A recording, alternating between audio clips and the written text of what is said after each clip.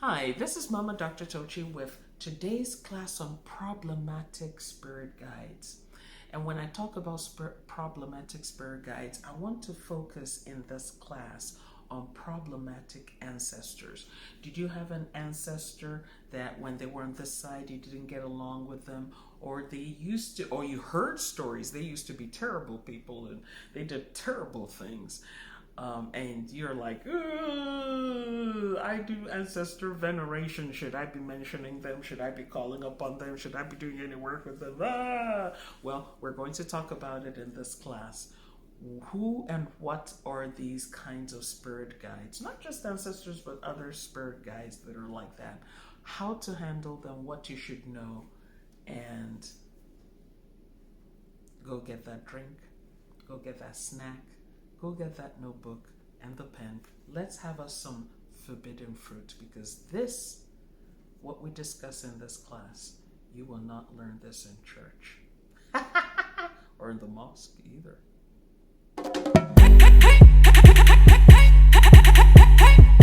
Thank you for coming back. A little bit of housekeeping as usual. If you are a member of this channel, thank you so much for financially supporting the content I put out here. I couldn't do it without you. If you are a subscriber, thank you for being a part of the family. If you'd like to join and become a member, please click the join button below this video. If you don't see that button, just realize it's not yet available in your country or region. If you need to get a hold of me for consultations, divinations, spiritual practice coaching, where I lead you by the hand and help you develop your own personalized spiritual lifestyle, please go to my website. The link to my website is in the description of this video, which should be below this video or beside the video, depending on your device. If anyone is reaching out to you through WhatsApp or Facebook claiming to be me, asking you to patronize them, send them money, or threatening you with all kinds of nonsense, just realize it's a scam. You don't have to participate. Okay, just report them and delete them. Okay, I only do transactions through my website. Now let's get into it. What are these problematic spirit guides, especially problematic ancestors? Now this has come up in different conversations. People would say, hey, I used to have this relative. It could be a parent, it could be a mother or father, a grandfather, grandmother, aunt, uncle, cousin, child, that was so troublesome on this side, or wasn't very nice, or wasn't very kind, and they happened to transition to the other side. And people would ask and say, how do I handle them? Do I need to recognize them on my altar? Do I need to call upon them as an ancestor? What do I need to do? The short answer to that is no, you don't have to. You don't have to. Let's get into the long answer. When people transition from this side to the other side, we need to understand that when they're on the other side, they no longer see life the way they used to see it here. In fact, many of those who were not nice on this side, when they transition to the other side, they become very regretful. They become unhappy with their conduct while they were here. And many of them will make an attempt to start rectifying the wrongs they did on this side. Many of these people, let's call them problematic ancestors, will hang around. Some of them are earthbound, believe it or not.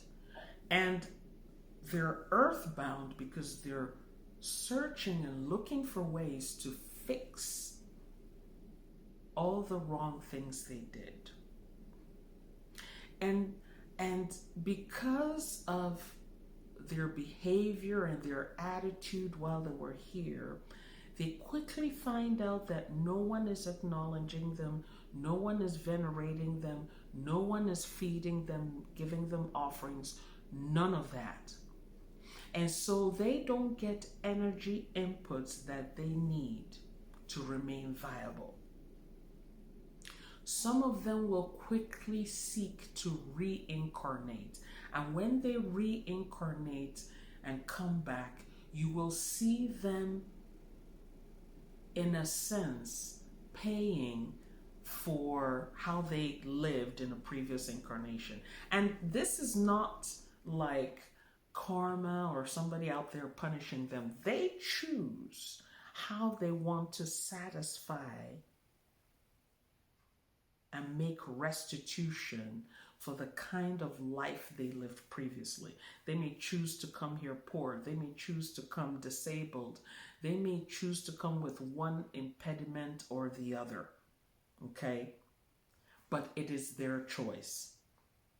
I know there are people who believe in karma, who are into that Eastern philosophy, and that's fine. If that's your thing, that's fine. But the thing is, we come here, we decide our own contracts before we come here. And for those ancestors who are truly remorseful, because they get to the other side and they have now an overview of their life, an overview of how their actions and behaviors negatively impacted folks on this side. And they have the opportunity to write up a new contract to try and fix and resolve the mess they made when they were here previously. And so we can see that in people that there are some people who just have these all kinds of misfortune happening to them and all kinds of deprivation happening to them. And it doesn't matter what spiritual work they do, it never seems to go away. It never gets resolved. They can have spiritual practitioners do work for them. They can have religious leaders pray for them. They can do spells and rituals, and nothing works. And a divination will usually reveal that this is the contract. This is something that they decided, they took it upon themselves to come and do in order to rectify. Because it's not like they come here and get punished. No, the point is not to get punished. The point is to fix in some way the negative energy they put out while they were here. So it's a conscious decision to do this. It's not like imposed on them. Now, there are some spirit guides and ancestors who get to the other side and persist in their negative attitudes. Those that persist, those that refuse to change, oftentimes wither away. They don't come back. They go somewhere else where their energy has to be refined, and then they're put to some other use. Again, this is not punishment. Please do not come and say, well, that must be hell, that must be in hellfire. No, it's all about refinement. They don't come here, they go somewhere else. And that is why if you try to reach them, you can't reach them. You can't contact them because they're gone. There's no one venerating them. There's no one giving them offerings. There's no one's remembering them. They're like, you never existed. And so they have to go to other planes, what we call spiritual planes of existence, to go get refined. And the refinement may not be easy. Let's put it that way. In our human thinking, we think in terms of pain and pleasure. On the spiritual realm, it's not so much pain and pleasure as viability, existence, and dissolution. Are you going to continue and grow and strengthen and experience, or are you going to be dissolved? That's it. And get absorbed and your energy recycled and used for something else. It is a part of us that we don't want to be forgotten. And so we have children, we have grandchildren, we have descendants, and we want them to remember us and acknowledge us when we become ancestors. It is a punishment in itself not to be acknowledged, not to be remembered, to be forgotten, in a sense, because that leads to extinction. If you are having difficulties connecting with certain ancestors, if you choose not to connect with certain ancestors for whatever reason, that is okay. Don't feel obligated to connect with them or to try to track them down or to communicate with them. There are some ancestors and some, ancestors are a type of spirit guide, okay, that caused havoc here, get to the other side, and they're quickly trying to find a way to come back to continue the havoc they've continued. And if they do find someone to bring them, they will come and continue what they used to do. But more often than not, when they get to the other side, like I said earlier, they start seeing things differently. They start seeing the impact of their behaviors and their actions on others. And then they try to make restitution. They try to make amends. A question that has come up in this regard is, if I'm at my altar, can I exclude certain ancestors and include certain ones? Yes, you can. But it's not necessary to say, well, Grandfather Bob, you're not welcome here. Call the names of the ones you welcome. That should be sufficient. Mention the names of the ones that are welcome. That should be sufficient. The ones who are not mentioned do not come. But while you're doing the mentioning, don't say something like, I welcome Grandmother Martha, I welcome Grandfather Peter, I welcome my father John, and any other ancestors who wish to come. You just open the door. You just open the door. Okay? So you have to be intentional about the ancestors you're inviting or the spirit guides. Now, speaking of problematic spirit guides, there are some spirit guides that appear problematic because they are not supporting or serving our interests. Let's put it that way. Because in other classes, I'm sure you've heard me say spirits are neutral. Spirits are neutral. Okay. There are some spirits that are so used to being used for negative things against folks that they start craving that attention. They crave that energy. They crave the offerings and the rituals and that whole thing that goes with invoking them and feeding them and energizing them to do these acts. A very quick way of disabling them is to do a ritual to send them away, ban them from an area, and then stop feeding them. Stop giving them offerings. You cannot say that a particular spiritual entity or spiritual guide is bothering you, but you keep on feeding it, or you go around areas where it is being fed or offerings are being made to it or it's being venerated. You need to cut off.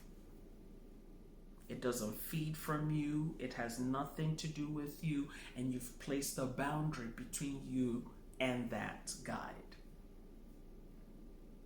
Even when guides, and I know this is going to be a difficult thing to understand, but bear with me. Even when guides are doing not so positive things at the behest of a spiritual practitioner, understand that they're being asked to do, they're doing what they were asked to do, and empowered or energized to do what they were asked to do. In many cases, and I know this is a controversial point because other spiritual practitioners might argue this point, you can get that same spirit to turn around and do good if you energize it adequately and say, instead of doing this, do that.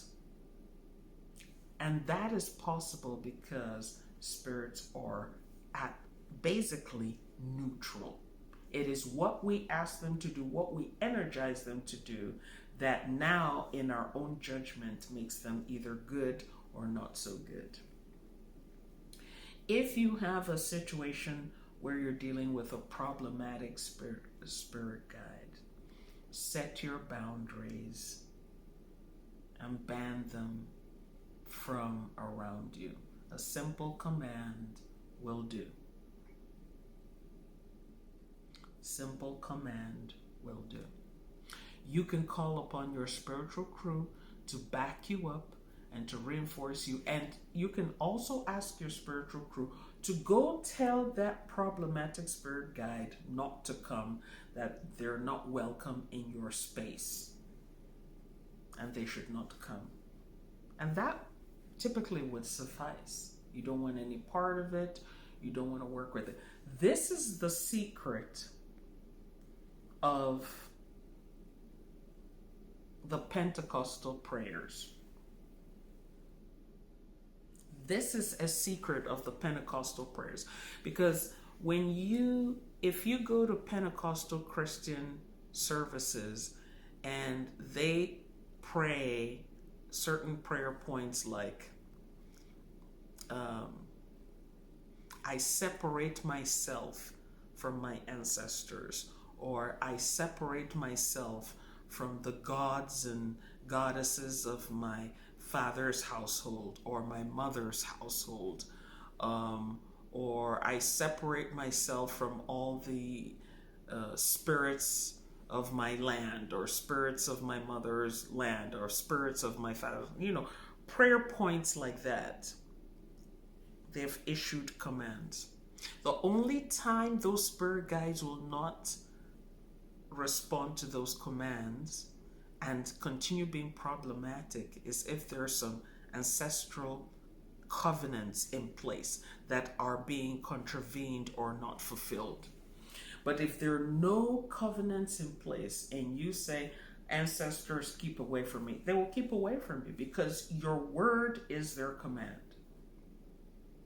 Under normal circumstances, your word is their command. If you say, I don't want you, they will not be there. The only way they can disregard you is if there is an ancestral covenant in place.